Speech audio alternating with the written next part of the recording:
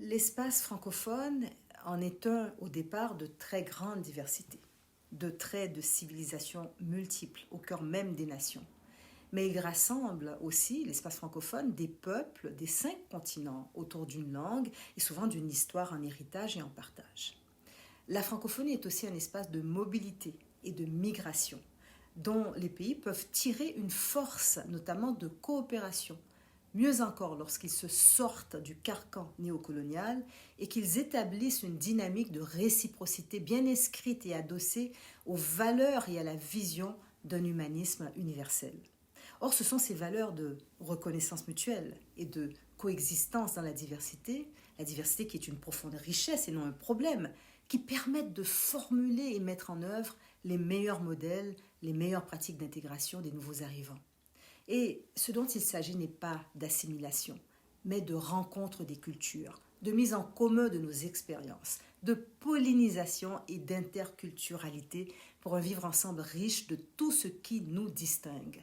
Or, ces bonnes pratiques foisonnent aussi dans les pays francophones et nous tirerons le meilleur en les mettant en commun.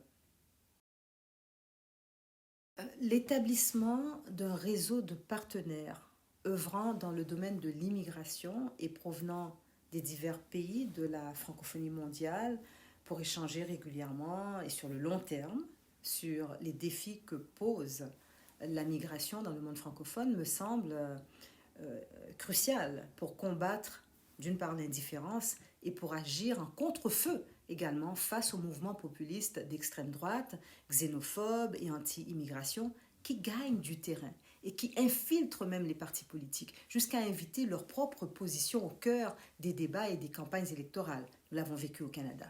Certains se hissent jusqu'au pouvoir, nous le voyons. Et cela est très inquiétant, voire déstabilisant.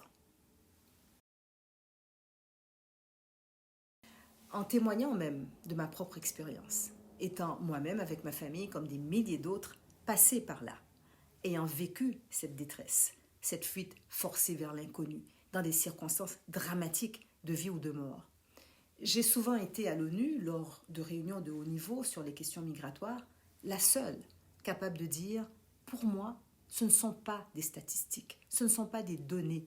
Je suis passée par là. Je sais ce que représente cette épreuve, ce qu'il nous a fallu et ce qui a fait la différence pour que nous nous en sortions. Il s'agit d'un devoir fondamental de solidarité, mais aussi d'assistance à personnes en danger, menacées dans leurs droits. Donc, inclure à la table de discussion des personnes qui d'emblée peuvent parler d'expérience et qui travaillent sur le terrain est capital. Il n'est pas étonnant de voir, par exemple, que ce sont les associations des communautés issues de l'immigration qui disent le mieux les impacts de la COVID-19 sur les politiques d'immigration et d'accueil des nouveaux arrivants qui sont les populations les plus vulnérables.